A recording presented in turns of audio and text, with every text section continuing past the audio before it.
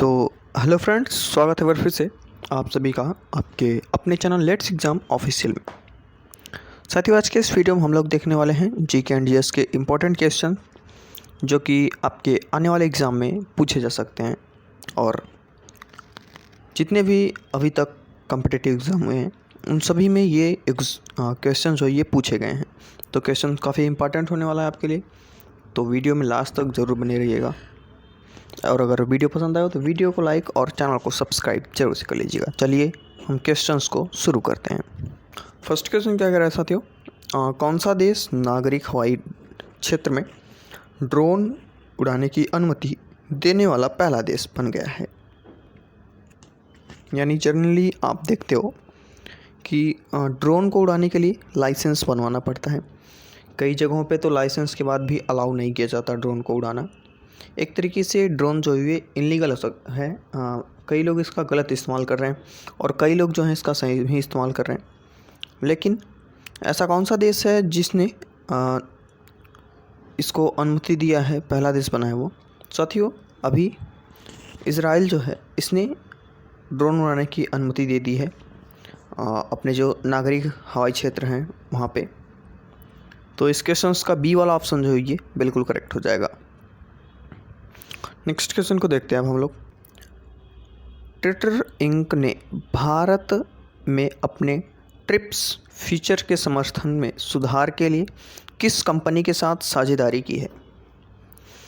तो साथियों, आप जो ट्रिप्स फीचर समर्थन है इसके सुधार के लिए इसने भारत के जो पेटीएम है, पेटीएम ऐप आपने सुना होगा, पेटीएम पेमेंट बैंक जो है इसके साथ समझौता किया और ये कोशिश कर रहा है कि जो इसकी ट्रिप्स की फीचर है इसको और जो है अच्छा बनाया जाए भारत में। तो इस वजह से इसका ए ऑप्शन जो है ये बिल्कुल करेक्ट हो जाएगा। नेक्स्ट क्वेश्चन साथियों, किस बैंक ने एक वार्षिक स्टार्टअप एनबेलर प्रोग्राम एग्री इन्फिनिट शुरू करने की घोषणा की है? तो साथियों, अभी जो यस बैंक है इसने ही वार्षिक स्टार्टअप एनबेलर प्रोग्राम एग्री इन्फिनिटिक शुरू करने की घोषणा की है। यानी इसका जो सी वाला ऑप्शन है ये बिल्कुल करेक्ट हो जाएगा, एस बैंक। नेक्स्ट क्वेश्चन साथियों, कोप साउथ 2022 किन देशों के बीच एक संयुक्त एयरलिफ्टिंग अभ्यास है? तो साथियों, जो कोप साउथ 22 है यह बांग्लादेश और द यूनाइटेड स्टेट के बीच एक एयरलिफ्ट अभ्यास है। यानी इसका जो ए वाला ऑप्शन है ये बिल्कुल करेक्ट हो जाएगा इस क्वेश्चन के हिसाब से। नेक्स्ट क्वेश्चन साथियों, विश्व सतत विकास शिखर सम्मेलन 2022 की मेज़बानी कौन सा देश कर रहा है? तो साथियों, जो विश्व सतत विकास शिखर सम्मेलन 2022 होने वाला है इसकी मेज़बानी इंडिया करने वाला है। जी हाँ, इंडिया। यानी इसका जो डी वाला ऑप्शन है ये बिल्कुल करेक्ट होगा। नेक्स्ट क्वेश्चन साथियों, SIDBI का वेस्ट टू वेल्थ कार्यक्रम किस राज्य में शुरू किया गया है?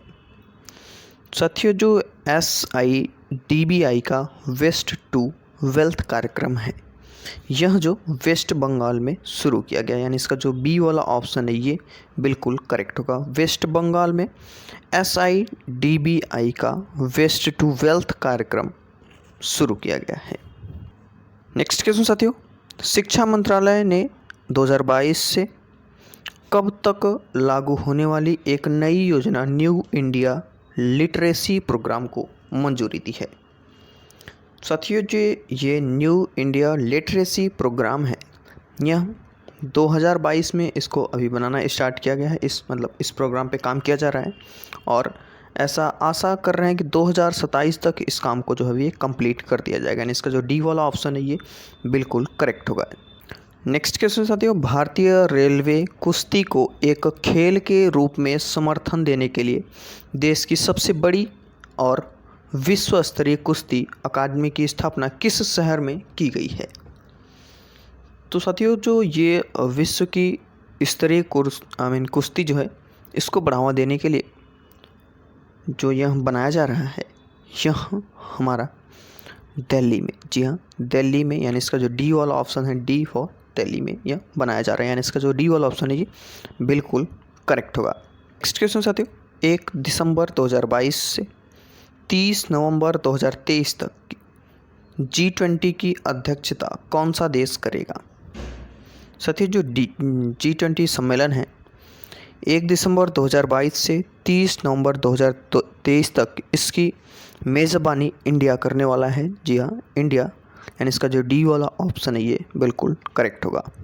नेक्स्ट क्वेश्चन साथियों, प्रसिद्ध व्यक्तित्व बप्पी लहरी का हाल ही में निधन हो गया, वह एक अनुभवी ...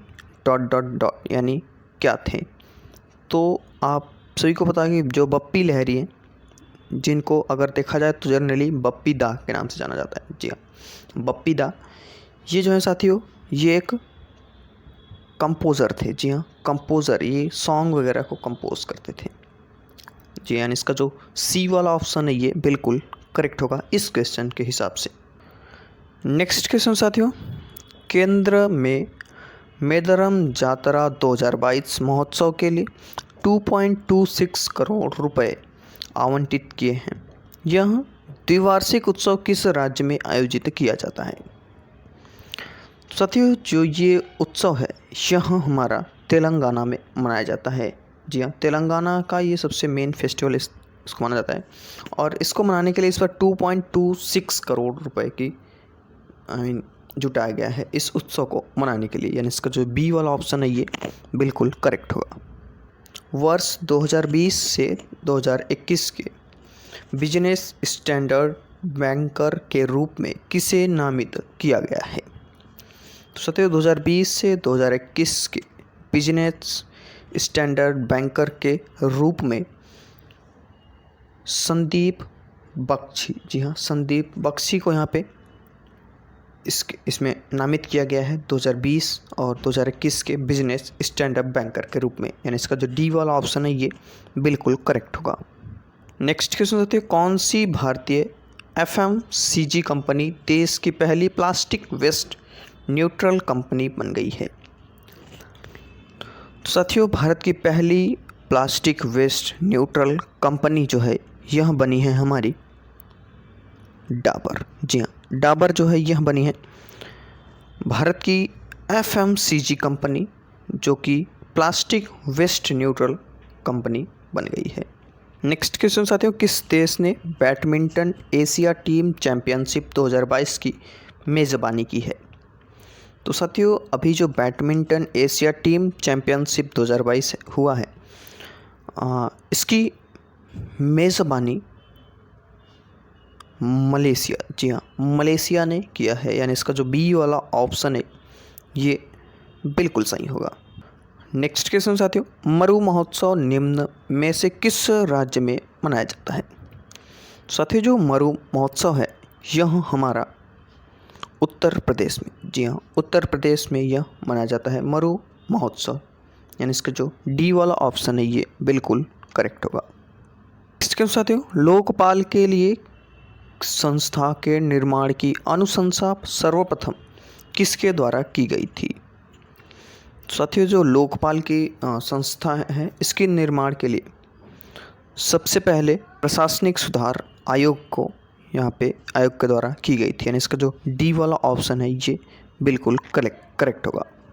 नेक्स्ट क्वेश्चन साथियों, हमारे जलमंडल का सबसे बड़ा भाग है? साथियों, जो हमारा जलमंडल है इसका सबसे बड़ा भाग है प्रशांत महासागर। जी हाँ, प्रशांत महासागर जो है वह हमारे जलमंडल का सबसे बड़ा भाग है, यानी इसका जो सी वाला ऑप्शन है ये बिल्कुल करेक्ट होगा।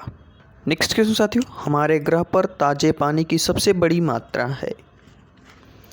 साथियों, जो सबसे हमारे ग्रह पे जो ताजे पानी की सबसे बड़ी मात्रा है वो है ग्लेशियर और पर्वत। जी हाँ, ग्लेशियर और पर्वत जो है ये ताजे पानी की सबसे बड़ी मात्रा है। ग्लेशियर काफ़ी दूर तक फैला है, आप देख सकते हैं, पर्वत भी है। नेक्स्ट क्वेश्चन साथियों, अगुलहास धारा प्रवाहित होती है? तो साथियों, जो अगुलहास धारा है यह हमारी हिंद महासागर में प्रवाहित होती है, यानी इसका जो ए वाला ऑप्शन है ये बिल्कुल करेक्ट होगा। अगुलहास धारा हिंद महासागर में प्रवाहित होती है? ये क्वेश्चंस आपके एग्ज़ाम में पूछे जा चुके हैं, तो क्वेश्चंस को आप नोट करके ज़रूर रखिएगा कहीं। तो गल्फ़ स्ट्रीम है, तो साथियों जो हमारा गल्फ़ स्ट्रीम है ये एक समुद्री धारा है। जी हाँ, एक समुद्री धारा, यानी इसका जो बी वाला ऑप्शन है ये बिल्कुल करेक्ट होगा। गल्फ़ स्ट्रीम एक समुद्री धारा है। नेक्स्ट क्वेश्चन साथियों, निम्नलिखित में से कौन सी नदी भूमध्य रेखा को 2 बार पार करती है? तो साथियों हमारा जो जैरे नदी है, जैरे नदी यह जो है भूमध्य रेखा को 2 बार पार करती है। इसमें एक कंडीशन होता है, जैसे ये मान लीजिए हमारा हो गया भूमध्य रेखा, ठीक है, तो ये नदी मान लो यहाँ से आई और यहाँ से फिर ऐसे घूम के चली गई, तो एक बार तो ये इंटर की इस एरिया में, उसके बाद फिर यहाँ से ये रिटर्न होकर निकल गई, तो यहाँ पे ये क्या हो गया, 2 बार यहाँ पे आ गई, यानी इसको जो 2 बार नदी इसको भूमध्य रेखा को पार करती है। फिजी द्वीप कहाँ स्थित है? साथ ही जो फिजी द्वीप है हमारा ये प्रशांत महासागर में स्थित है। जी हाँ, आप सभी को पता होगा फिजी द्वीप जो है ये प्रशांत महासागर में स्थित है, यानी इसका जो बी वाला ऑप्शन है ये बिल्कुल करेक्ट होगा। विश्व का सबसे बड़ा नदी द्वीप किस नदी पर स्थित है? साथियों जो विश्व का सबसे बड़ा नदी द्वीप है हमारा वह ब्रह्मपुत्रा नदी पर स्थित है। जी हाँ, ब्रह्मपुत्रा नदी जो है यह साउथ के एरिया में, वहाँ पे जैसे ये नदी गई तो यहाँ पे कटान होते होते बीच में एक हमारा ज़मीनी भाग बच गया, तो ये एक नदी में द्वीप है, जो कि पहली एक द्वीप है जो नदी में स्थित है, तो वो नदी जो है वो ब्रह्मपुत्रा है। और द्वीप का नाम आप हमारे कमेंट बॉक्स में बताएंगे। इसमें साथ ही निम्नलिखित में से कौन दुनिया की सबसे पुरानी और सबसे गहरी झील है? तो साथियों दुनिया की सबसे पुरानी और सबसे गहरी झील की अगर बात की जाए तो वो है बैकाल झील। जी हाँ, बैकाल झील जो है ये दुनिया की सबसे पुरानी और सबसे गहरी झील है हमारी, यानी इसका जो ए वाला ऑप्शन है ये बिल्कुल करेक्ट होगा। नेक्स्ट क्वेश्चन साथियों, निम्नलिखित में से किसे झीलों का बगीचा कहा जाता है? साथियों झीलों का बगीचा ये फिनलैंड को कहा जाता है। जी हाँ, यहाँ पे बहुत अधिक मात्रा में झीलें हैं, तो इस वजह से फिनलैंड को झीलों का बगीचा कहा जाता है। नेक्स्ट क्वेश्चन है, एशिया को उत्तरी अमेरिका से अलग करने वाली जल संधि है? साथियों एशिया को उत्तरी अमेरिका से अलग करने वाली जो जल संधि है उसको बेरिंग जलडमरू मध्य, जी हाँ, बेरिंग जलडमरू मध्य के नाम से जानते हैं, यानी इसका जो ए वाला ऑप्शन है ये बिल्कुल करेक्ट होगा। नेक्स्ट क्वेश्चन साथियों, सिपाही विद्रोह के दौरान भारत का गवर्नर जनरल कौन था? साथियों सिपाही विद्रोह के दौरान भारत का गवर्नर जनरल लॉर्ड कैनिंग, जी हाँ, लॉर्ड कैनिंग जो था ये भारत का गवर्नर जनरल था जब सिपाही विद्रोह हुआ था। नेक्स्ट क्वेश्चन साथियों, 1857 के विद्रोह के दौरान ब्रिटिश प्रधानमंत्री कौन थे? साथियों जब 1857 में विद्रोह हुआ था उस टाइम के जो ब्रिटिश प्रधानमंत्री थे वो थे पामस्टन। जी हाँ, पामस्टन जो थे ये उस टाइम ब्रिटिश प्रधानमंत्री थे, यानी इसका जो बी वाला ऑप्शन है ये बिल्कुल करेक्ट होगा। अब साथियों यहाँ पे हमारे सारे क्वेश्चंस ख़त्म हो जाते हैं। मैं थोड़े थोड़े ही क्वेश्चन लूँगा ताकि आपको वीडियो बोरिंग भी ना लगे और क्वेश्चंस आपको याद भी हो जाए। तो ये वीडियो कैसे लगी हमारे कमेंट बॉक्स में ज़रूर बताइएगा। अगर किसी भी क्वेश्चंस में आपको आंसर में डाउट लगता है तो आप डायरेक्टली हमसे इंस्टाग्राम पे पूछ सकते हैं। इंस्टाग्राम का लिंक आपको नीचे मिल जाएगा डिस्क्रिप्शन में। फेसबुक पेज से जुड़ना चाहते हो तो उसका भी आपको लिंक मिल जाएगा डिस्क्रिप्शन में। अगर आपको इसका PDF चाहिए तो उसका आपको हमारे नीचे डिस्क्रिप्शन में टेलीग्राम का लिंक मिल जाएगा, वहाँ से आप टेलीग्राम चैनल को ज्वाइन कीजिए, वहाँ पर आपको बिल्कुल फ्री में ये सारे PDF अवेलेबल हैं। साथियों मिलेंगे ऐसे ही नेक्स्ट वीडियो में, तब तक के लिए जय हिंद।